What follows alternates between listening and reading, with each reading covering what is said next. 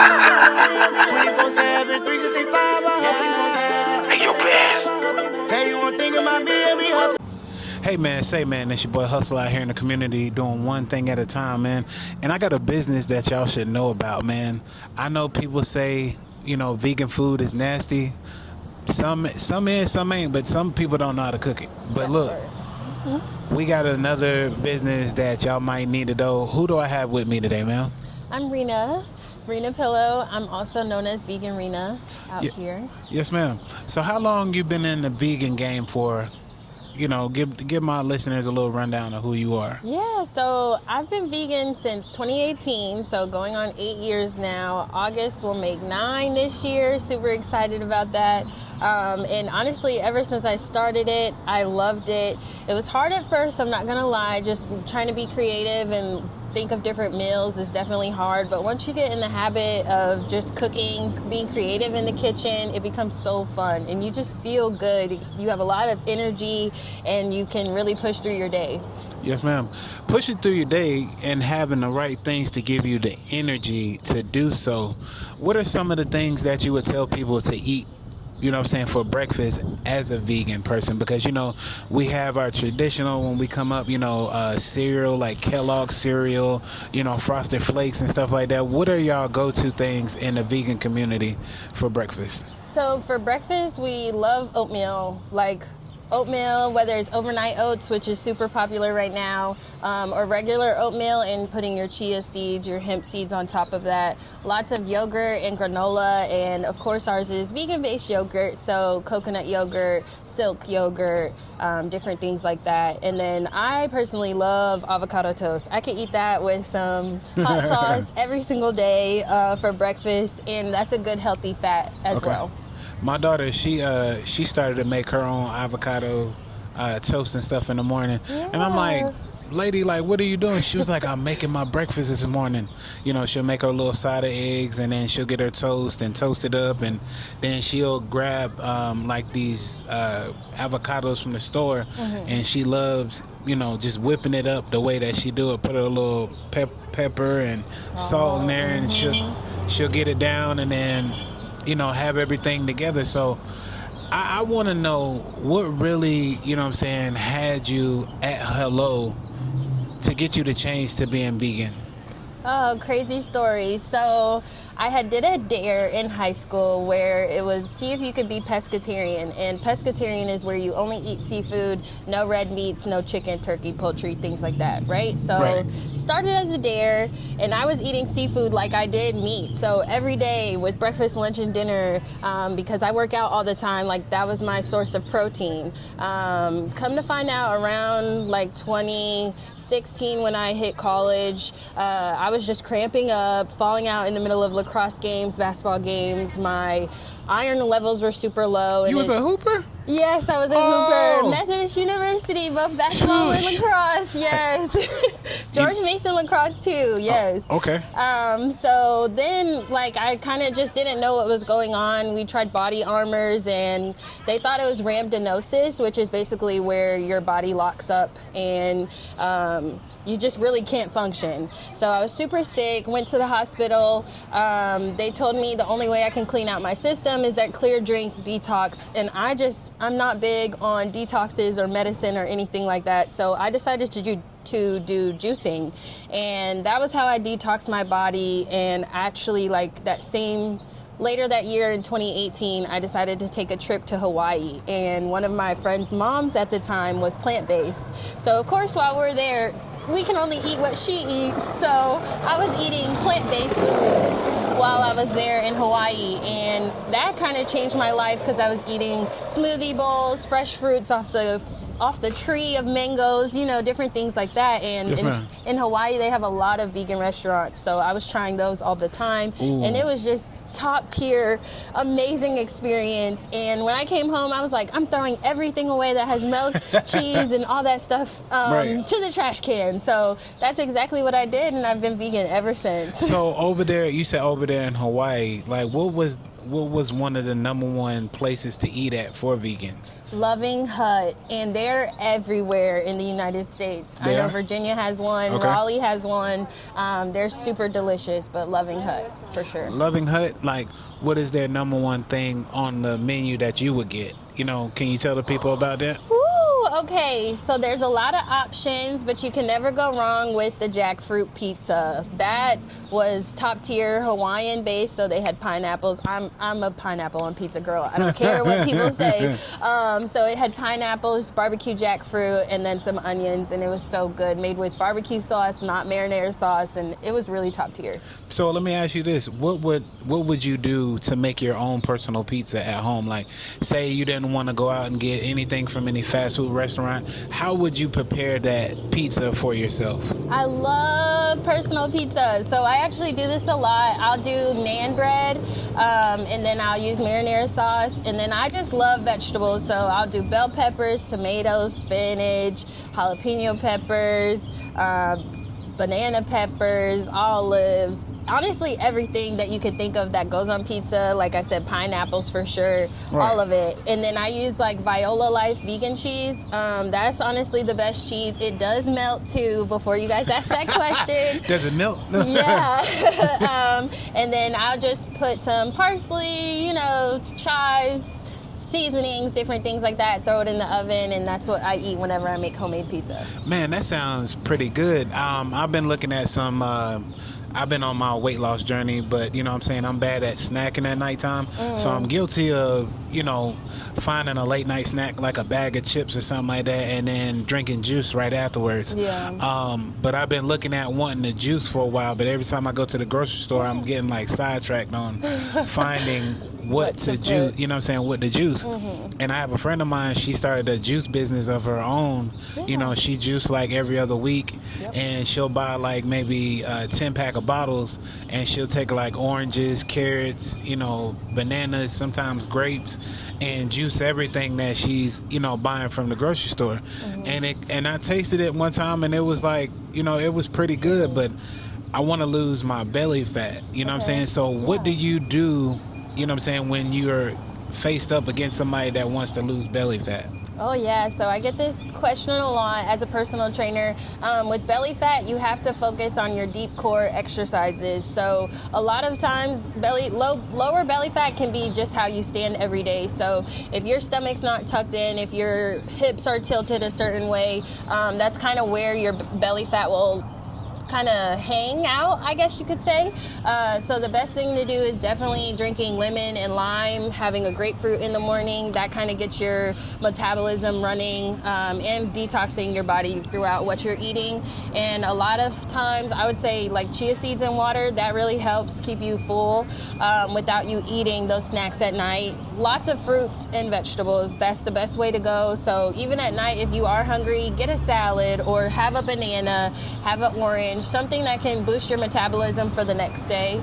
In regards to specific exercises for belly fat, like I said, deep core, so dead bugs are super good, bridges are super good, definitely your crunches, your sit-ups, lower belly target exercises. Okay, I got another question too. You know what I'm saying? That was to give a whole workout plan, in the midst of like 2 minutes was crazy.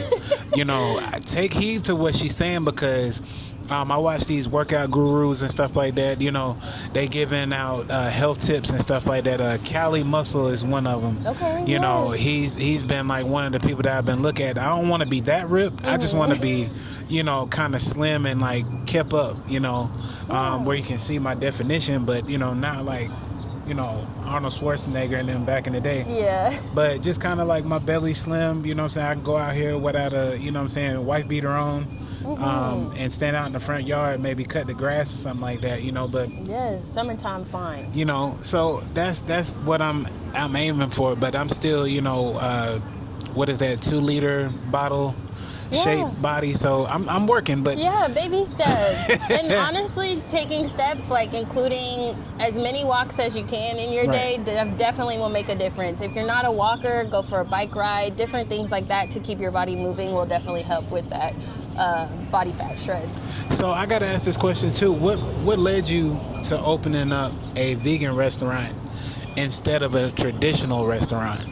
So right now, in regards to restaurants, I meal prep for people upon request. And that food service is basically per the individual. So I try to make vegan meals that are dedicated specifically towards that individual so they can hit their food goals as well as their workout goals, as well as just your body figure in person. So in regards to wanting to open a restaurant, I definitely want to do that out here. I just think it would be like a one-stop shop. So a place where you can have your workouts done outside or in a building, and then you can go downstairs and eat, and you can have those smoothie bowls and different things like that. Yes, ma'am.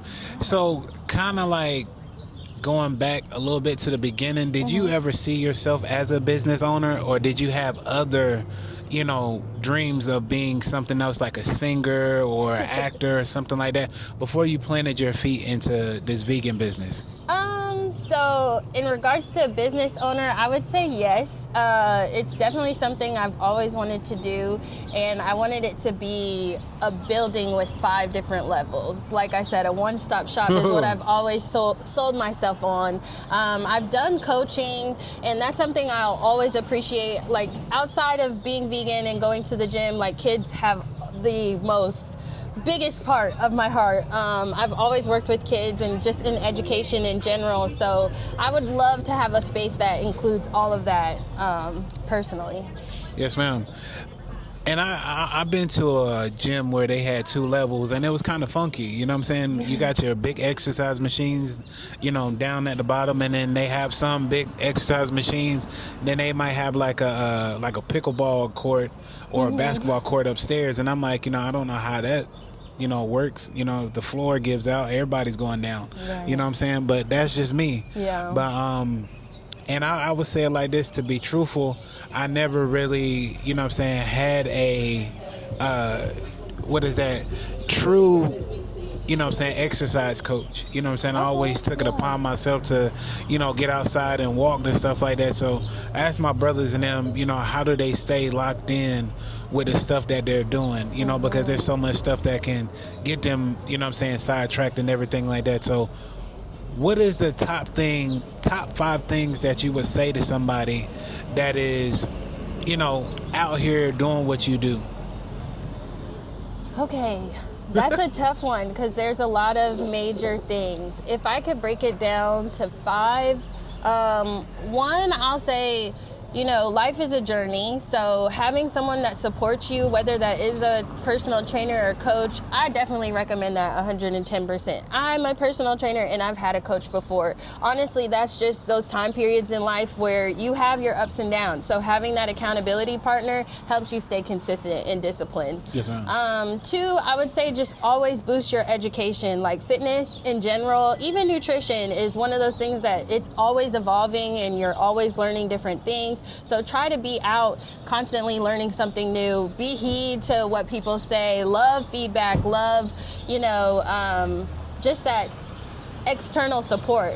3, I would say you are your biggest cheerleader. Like, you have to be able to wake up and say, like, this is what I'm doing for the day. And honestly, for me, like, going to the gym is like brushing my teeth. If I don't do it, I'm literally ballistic the whole day. Like, why haven't I hit the gym or done some kind of movement that day? And 4, I would say really just be yourself. Like, that is something that is super huge because we have access to all these different things. But only you can carry yourself further than what your even your mind contains, Yes, ma'am. And last but not least, the most important, God. Like, I pray all the time, definitely looking for extra people that have me in the prayer circles that support. Like, you can't go anywhere without God. He already has your life destined. You just have to listen and be able to pick up the pieces and run with it. Yes, ma'am.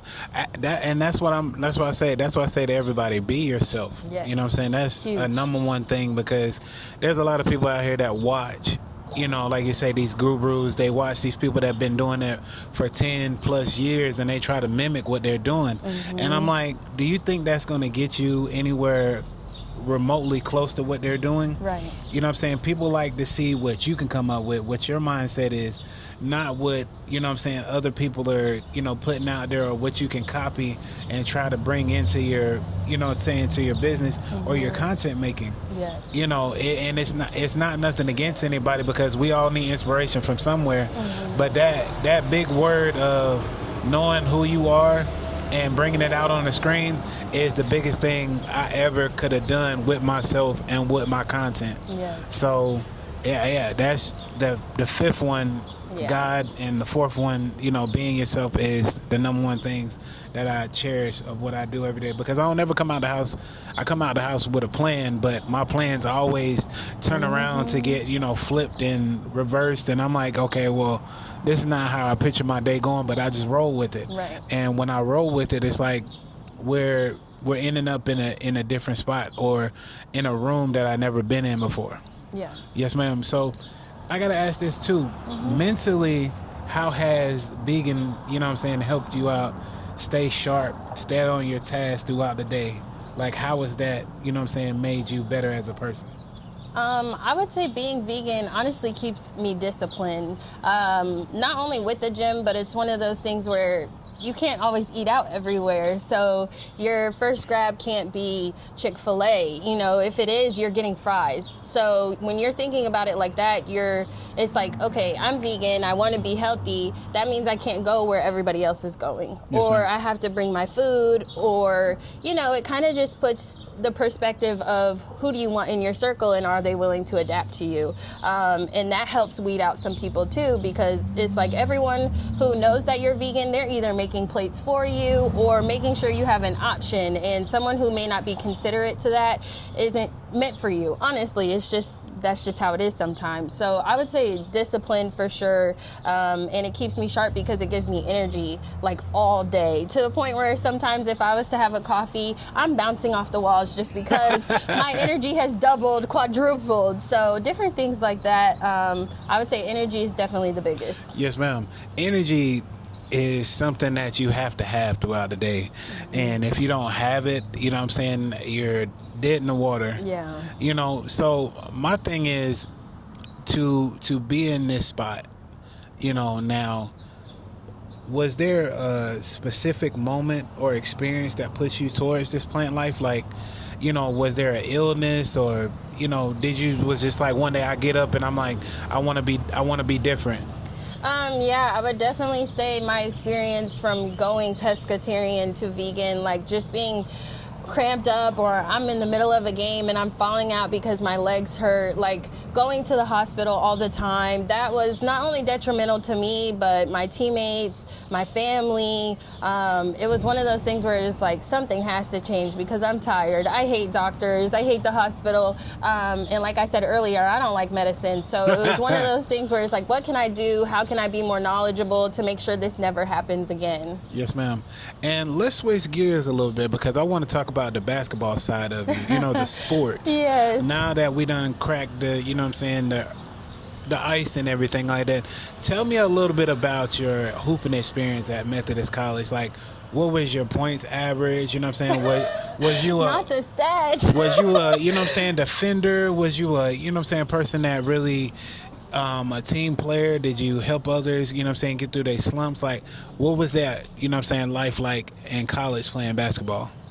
So in college, I did basketball for the first 2 years. That was, well, basketball and lacrosse. Lacrosse, I decided to keep on throughout all 4 years. It was one of those things where I got recruited for both basketball and lacrosse at Methodist University. And then as time goes on, you kind of realize, like, okay, can I really do both? And like I said, I was cramping up. I was falling out in the middle of the game. So I had to come to terms to just choose one.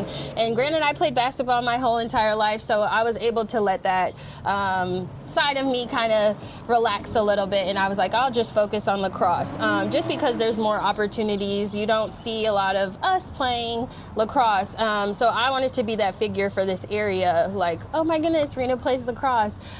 So in regards to basketball, I was a all-around player. At Methodist, I was playing center. In high school, I did everything. For lacrosse, I was defender, and then I went to midfield, and both of them are kind of similar. I remember when I first picked up lacrosse, they literally were like, okay, your circle, you don't stand in it, that's your paint for 3 seconds. It's like, okay, knowledgeable, got it. Okay. And took it off and ran with it. And then as midfield, your only job is to play defense and score. So those were the two good things that I was good at. You guys can look up the stats on your own time at Methodist, MethodistSportsAthletics.com. She said she was a baller. Yes. This woman sounds like she knows what she's talking Oh, Yes, thank ma'am. you. Thank you, ma'am. Whoa. Thank you. But yes, ma'am. This is one of the things that I never knew what lacrosse was, but I love to watch it because of the physicality. Yes. You know what I'm saying? Because the team play, everybody came together, everybody had one goal, which was to win. Yes. And when I looked at that, I was just like, I couldn't imagine myself playing it because the way that they come down, you know what I'm saying, so hard with the stick. I'm like, bro, like, why are you trying to, you know what I'm saying, injure me or give me bodily harm with a stick? Like, it would have been all kinds of fights out there. My brother and them, they was like, look, we can't have you out here in jail, you know what I'm saying, trying to get you out because you out here trying to fight these kids that are out here on scholarship and you just trying to get exercise. And I was like, so break down the game of lacrosse a little bit. Like, do you know the rules and regulations? Because I want to know. My viewers and listeners want to know about the lacrosse game. Yes, so I can tell you all about it. As for women's and men's lacrosse, those rules are always changing as well. Like, I know now they play with the shot clock. When I finished playing my lacrosse journey, they had just ended with the bringing in the shot clock. So really, you have a goalie, you have a total of 11 people on the field, and like I said, you have 4 attackers, 4 defenders, and then you have 3 midfielders that kind of go back and forth. Okay. Your objective is to get that little ball in the goal, and then like if you're playing defense, obviously your objective is to make sure they don't get close to your goalie, and that was something I was big on. Like, I loved every single one of the goalies that I played with because they don't get a lot of recognition in regards to how hard their job is. Just like you said, getting hit with a ball. Imagine a ball coming 100 miles per hour at your face. Like, having that reaction time is something to this day I still don't know how they do it, but I enjoyed it. It's definitely a full hour. It's always outside, and that was one thing that was super hard for me. In high school, I played on a turf field, and in college, I played on a grass field, and I'm allergic to outside. So every time I was at school playing, as soon as I'd hit the floor, get knocked over super hard, I had to come out on the sidelines, get sprayed down. It was like this whole thing. But that's what I love to do, and that's honestly what took me far. I know they probably looked at you like, dang, we got to do this again to this lady every time she come out? Every time. But those were my breaks, so it's okay. So did you wear like long sleeves to kind of deal with the rashes and everything like that on your body? Not really as much long sleeves. I'll do leggings, but the arms, it was like I'd rather just rinse that off. It would just get super hot for me personally. It's like I like to breathe, so it really just depends on the weather. What would be the difference between getting ready for basketball season and getting ready for lacrosse? Like, how would you do that? Like, I guess meal prepping wise and watching what you eat during the season to stay in shape. So I'm gonna be real raw and honest because that's just the type of person I am. That's what we want. Yes. I did not meal prep during season. I ate whatever I saw because I knew I'd work it off. Okay. I didn't really start meal prepping until I got out of the athletic side, just because, one, I had more time, and then two, my goals changed. It wasn't more so endurance, speed. It was more like, okay, how do I build my structure of the body that I want? And so I know, like, just with bodybuilding and body recomposition is what it's called. whenever you change your body, you have to eat a lot of protein. You have to be disciplined in that as well in regards to your carbs, proteins, fats. So the meal prep didn't happen until COVID. So COVID is actually when I stopped playing lacrosse, just because there was so much happening. I graduated from Methodist University, and so that time period where we were all locked in, that's when I was meal prepping, doing my different things, just because we didn't have the gym or access to go run and different things like that. Okay, that is respectable. Mm-hmm. You know what I'm saying? She was real and raw and rugged with everything that she said. She said, nope. I did not meal prep. No. You know what I'm saying? She kept a little weight on her, you know what I'm saying? Because she know the physicality of basketball. She knew the physicality of lacrosse, you know what I'm saying? So them two go hand in hand, you know what I'm saying? It's not like football, you know what I'm saying, where you got to kind of stay at a certain weight, you know? Because, I mean, I seen some college girls that were, you know, linemen, and they can move like freaking D-backs. I'm like, wait a minute, hold on. Like, you know, they shooting 3-pointers, going to the basket. You know, the lacrosse women, you know, they're, I'm talking about, I don't know what happens, but, you know, they nice when the timeout's coming, but then they snap back. So what was your, you know, moment that you had in college that say that I'm proud of myself for what I did in the sports and in the collegiate, you know what I'm saying, area that you were in? Oh, I love this question. So for me, it would be when I went to Methodist. So I went to Methodist till 2016. And then I decided to move back home. So when I moved back home to Virginia, I decided to walk on the George Mason lacrosse team. And that was just one of those things where it's like, you know, you always go back and forth. It's like, if I go D1, I really have to focus on the sport. And I'm not going to say it no longer becomes fun, but it's just your focus is totally different. Versus playing Division III, like, you have the flexibility to still work, play your sports. Your coaches are more understanding.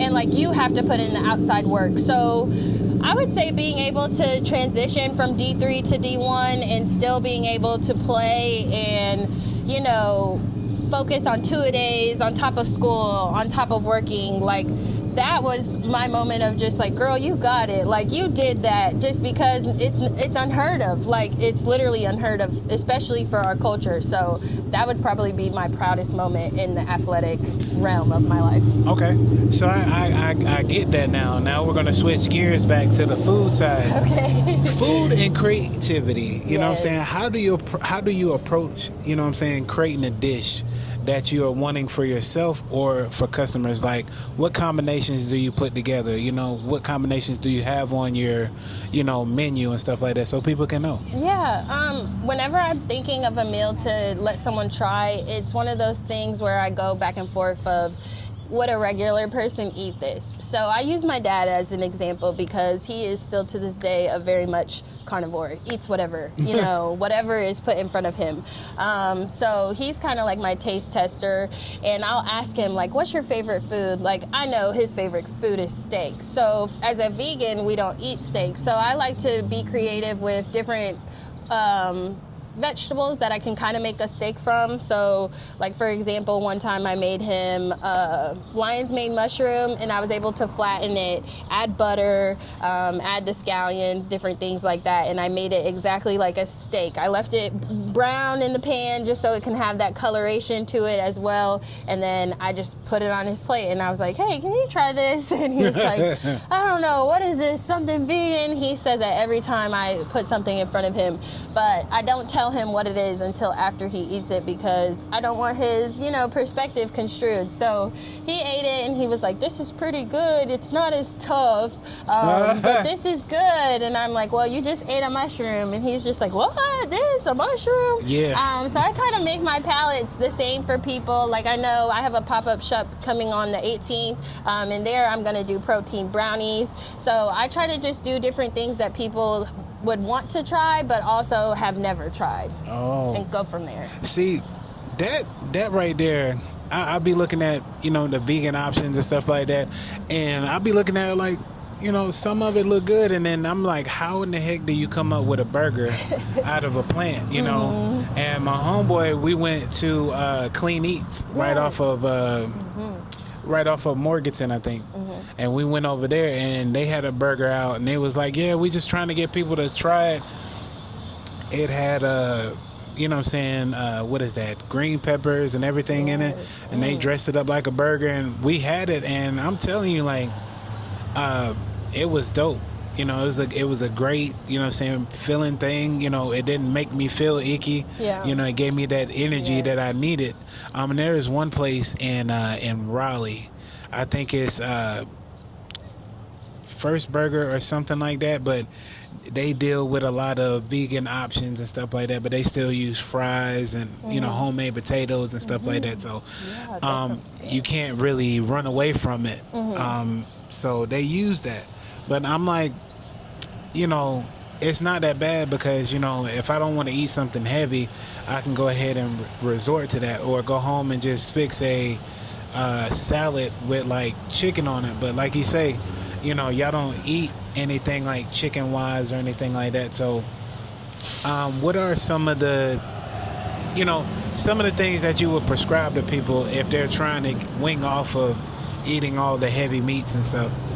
I would definitely say mushrooms and tofu. A lot of people don't know how to cook tofu, but the best way to do it is however you season it is however it's going to come out, okay? It could be cubed, it could be crumbled, however you want to cook it.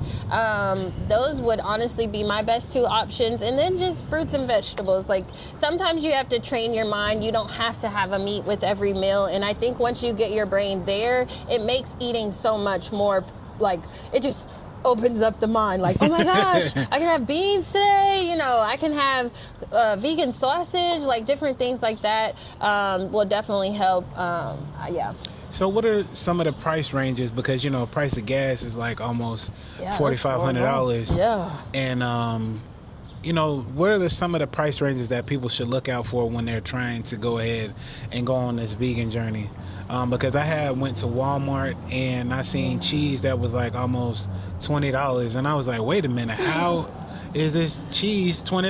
You know, what are some of the price ranges that you would tell people, like, if they're on a budget? Say they're trying to spend like $30, you know, what would you go and get in that $30 budget range? Okay, so if I was trying to make a meal that was in a $30 budget range, I would do, honestly, tofu stir fry. Tofu is no more than $2.79, okay?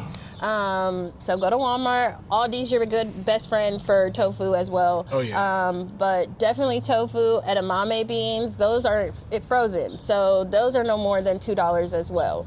And then honestly, that's when you get your peppers, your bell peppers. You could do different colors. You could just do green peppers, whatever your creativity inspires.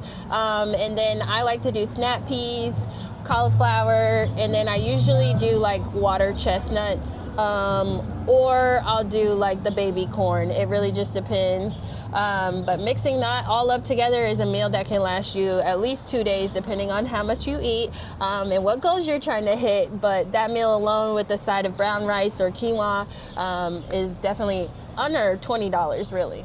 Yes, ma'am. So do you try to, you know, go ahead and make traditional meals, you know, to kind of see if you can stomach it? Because some people do that. I just want to see if I can still eat this hamburger, you know what I'm saying, again, with regular ground beef or, you know, turkey meat and stuff like that, and try to trick themselves into doing it. Like, have you ever went back and tried to eat regular food? I have not in 8 years, no. And I know, like, even if I do go out and say I'm eating something and just say they used the spoon that had butter on it, like, I would be able to taste that immediately and be like, okay, I don't want this, I just tasted butter. Or, you know, I ate this and it had a piece of meat in it. Like, no, because I will instantly get sick as soon as it touch the taste buds. Yes, ma'am. Ooh, nah, we don't want that. We don't want that. I seen somebody, you know, they tried to go back and, you know, I don't really have the money to go ahead and do so I'm going to stop by McDonald's and get me some nuggets. Yeah. And then the next minute I look online and stuff like that. They taking pictures in the bed, sick, you know, trash can beside them. They throwing up. I'm like, yo, that is not a good look for you. No. You know. And it's just being mindful of where you came from and what you're putting your body through, you know, to live this lifestyle. Yeah. So I know my mom, she takes like the goalies and she's on her weight loss journey and stuff like that, but she still cooks like, you know, a woman that's, you know what I'm saying, from the South. So Yeah. I'm like, Ma, how do you suspect that, you know what I'm saying, lose this weight? I gotta have my cracklings, I gotta have my you know what I'm saying, my steak and everything like that. I just can't go falling off the face of the earth. I'm like, you know, I understand that, mother, but you know, you talking about your legs hurt, you know. And dealing with the body is something, you know what I'm saying, tricky. You know, Very. you say you don't like medicines and stuff like that. Taking, like, what do you take when your body is in pain? So I love sea moss. Okay. Sea moss is like my top ruler for everything. It helps clean your system. It has over 100 different minerals and vitamins in it alone. And that is something I like live by every single day. Sometimes more than 2 tablespoons just because.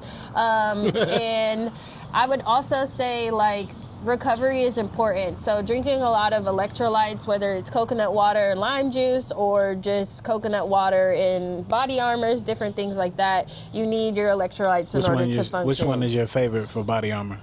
Definitely the mango. Oh. Yes, the orange one is my favorite. But yeah, I would just say focus on your electrolytes and eat sea moss. Honestly, that's how I make it through each and every day. And I always feel good. Yes, ma'am. Hey, look. You got to stay on top of your game when it comes to, you know what I'm saying, dealing with yourself and changing your life, because, you know, people are dealing with strokes, people are dealing with, you know, heart issues, people are dealing with varicose veins, you know what I'm saying? And it's just like, you don't want to, you know, get older and then sit here and look at it like, what am I doing with my life? Right. You know, because there's certain parts of your life where it's just like, if you're not moving and motivated and, you know, walking every day, you know what I'm saying, you're going to be stiff, parked, you know what I'm saying, in a rolling chair. And I'm like, I don't want to do that, you know. So every day I get my 5-minute walk from, you know what I'm saying, my grandmother's house to, you know what I'm saying, here, and then I walk back, you know, or I walk from here to, you know, the shop on 301 where my pop work at, just to sit there. And then, you know, he'd be like, you want to ride home? But like, nah, I'm gonna walk to the house, because they're like so 5 minutes up the street. So I'm just understanding what it is to get back to myself and understand that health is what I need to stay relevant and stay, you know, where I need to be at in my life. Yeah, health is definitely wealth. Yes, ma'am. For sure. So do you have any books or anything like that, or anything coming out that's going to be helping people stay on this health kick journey? Yes, so I'm going to be doing virtual workouts that you can do from home, just to kind of help give people a start of what to even do, to kind of boost their confidence of knowing what exercises to do in that transition into the gym. So I'm doing virtual workouts. That's Monday, Wednesday, Friday, and that starts at 8:30 p.m. So you could do it after you put the kids to sleep. You better be there. You have no excuses. But yes, that's what I'm doing for the community right now. Yes, ma'am. So where can is it going to be on Facebook, Instagram, TikTok? Where is it going to be at? Yes, Facebook and Instagram is what I'm on right now. VeganRena. You'll be able to see the post there, and you can sign up right now.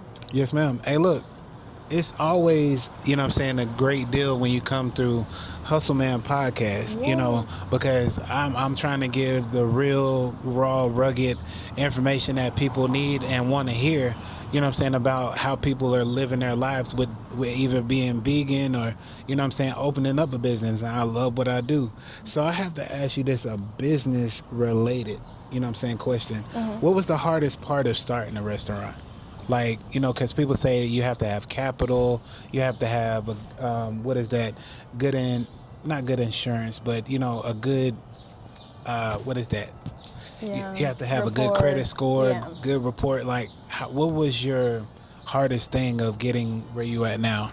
I would say the hardest thing is probably exposure, marketing. It's one of those things where whenever you start a business, you always go to friends, family for that support. But there comes a time where it's like friends and family are kind of drawn out of that support system. So you have to be able to be in your community. You have to be able to branch out to different companies, locals, things like that, to kind of get your face out there, your brand awareness. And that way, like, while you're being yourself, do different events that you can go to and different things like that, I would say is definitely the hardest. And then just getting past yourself. That's always the main hardest thing to do. Is Get out the way, self. Yeah, getting out that negative mindset of like, oh, I need this and that to be. No, you just have to start. And once you start, then you just have to keep trying new things. And that's VeganRena's slogan. Just try it. You know, try it out. Try improving yourself. Try being knowledgeable. Just try it. Yes, ma'am. And can I ask this? What is your why? Why do you do it every day, all day?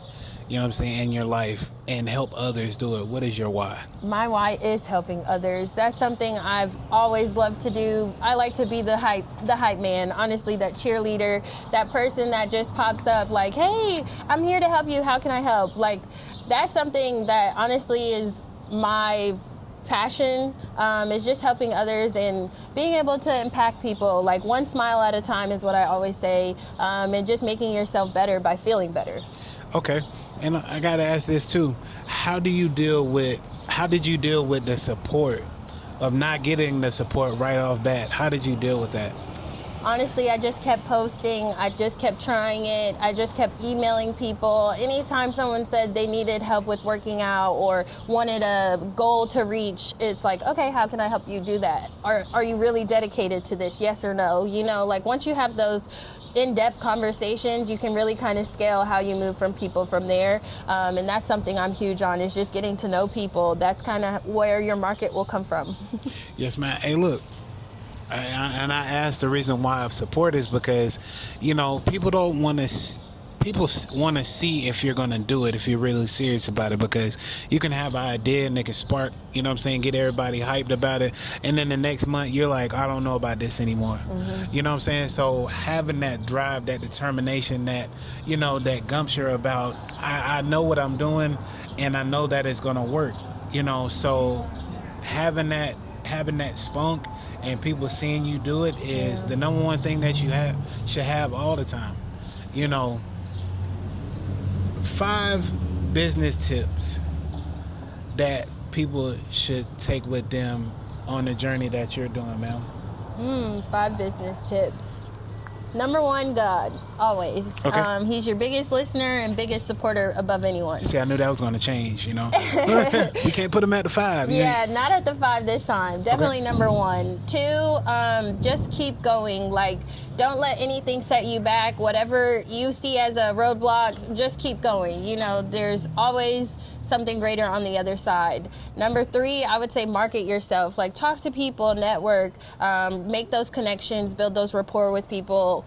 4, your community is your biggest support system. So show face, get out there, wear your brand, you know, support people, support other small businesses. And then 5, honestly, just be yourself and do it 1% at a time. Like, if you try to do anything more that's out of your brain capacity, you'll start freaking out. So just make sure you take that 1% and every day be like, okay, my 1% was showing up today. I did that, and continue from there. But yeah, you got 4 or 5 people, you know what I'm saying, you out there trying to, you know what I'm saying, do what you need to do in class and stuff like that, and you got a voice here, you got people having, you know, conversations about what the class is not being, so I see how you are saying, you know, just handle one person at a time. Yeah. And there'll be certain people that be wanting to come on the show and they have their whole entourage and like, nah, it's supposed to be just a one-on-one session so we can be able to concentrate on, you know, the show at hand, because if you bring this person, you know, the podcast is not going to be your podcast. It's going to be everybody's, you know, podcast. So I'm trying to like stay with it like this right here because it makes it more better, organic. Yeah. You know, people have a better understanding of like, okay, well, I had one-on-one time with him and we got to know each other just on a one-on-one basis. You know, do you have anybody that you can shout out right now that helped you get to the spot that you're in? You know what I'm saying? That gave you positive motivation for what you're doing? Yes. Number one, God, always. Thank you. Appreciative. Number two is the Artistly brand. They sponsor VeganRena. My brother actually owns that brand, and he's doing his thing right now. He's making basketball jerseys, clothing, VeganRena collection coming soon. So just everything, Artistly brand. Also, Yasha Rose. They're in Augusta, Georgia. That's where I get my sea moss from. My sister makes it, and she has that whole brand of natural herbs, things like that. So definitely those two. What's their prices? Because I might need to go ahead and send my order in today. Yes, always affordable. Look, always affordable. Yes, ma'am. So tell the people, you know what I'm saying, where they can find you at, ma'am. Definitely on Instagram, VeganRena, Facebook, VeganRena, and yeah, that's where I be other than out here in Fayetteville. Look, you gotta have a different mindset when you're dealing with vegan. You know what I'm saying? Vegan food or just vegan people together. I almost got stood up in the corner one day because I pronounced something wrong or I said, you know what I'm saying, a dish with something wrong with it. And they looked at me like, you know, hey, bro, you need to leave. You know what I'm saying? I'm like, wait a minute. Like, I was trying to, you know what I'm saying, get the proper saying or, you know, whatever y'all pronounce for the foods and you know what I'm saying, stuff that y'all eat, because I want to be knowledgeable. So if I'm sitting in these rooms, it ain't nothing that I'm not aware of. So yeah, they held me very accountable for what I was saying. out of the order, they was like, sir, nah, we don't go for that. But just until being a vegan, you know, me, I wouldn't do it. I would try some of the dishes, you know what I'm saying, because on my journey, like I said, I don't want to lose as much weight. You know, I want to go ahead and tone up the weight that I do have and be able to, you know, live a long lasting life without having to take any medicines, you know. And I got another thing to ask too. Are parasites real, like inside your body? Because I have a friend of mine that he's like gung-ho about taking, you know, zinc and, you know, eating, you know, healthy and everything like that. But, you know, we sit down at a restaurant, he got like 2 burgers and fries and stuff like that. I'm like, bro, you look like Lou Ferrigno's little brother. Like, what are you doing? He was like, yep, I'm going to take my vitamins when I get in the truck. So what is the big deal about parasites in your body? They definitely eat you away if you're not paying attention and not being considerate of what you're putting in your body. Yeah, they're definitely real. It's definitely real out here with this food stuff. Just saying, because food can get you sick. Food can, you know what I'm saying, have you feeling all types of ways. So I'm kind of skeptical about stuff that I eat, you know, as far as food and stuff like that, because I came off of being sick for maybe a couple of weeks. The town water and everything like that is not good. And I learned my lesson right off the bat. You know, it dried me out. You know, I had to really replenish myself and come out and be more, you know, aware of what I'm doing. So I understand it. Yes, ma'am. And I want to say thank you for your time, ma'am. Thank you for having me. You know, do you have a brick and mortar yet, or do you just have like a place where you're doing it out of your house? Yes, doing it out of my house right now. She said, don't copy her address or don't ask for it. She'll meet you somewhere. Yes. Yes, ma'am. Hey, look, man, this concludes our interview. It was great sitting down with Ms. Rena, figuring out what her, you know what I'm saying, business is. If you need to reach her or want to go ahead and get anything from off of her menu, I'll make sure I grab a menu so I can go ahead and, you know what I'm saying, post it on my Instagram and Facebook, because like I said, we need different options on food, you know. So they're starting a lot of businesses and stuff like that we're used to, but different is always good. Hey, man, y'all have a great one. This is another great interview, and this is another great episode of Hustle Man Podcast. Y'all have a great one. Tell you one thing about me, I'll be hustling.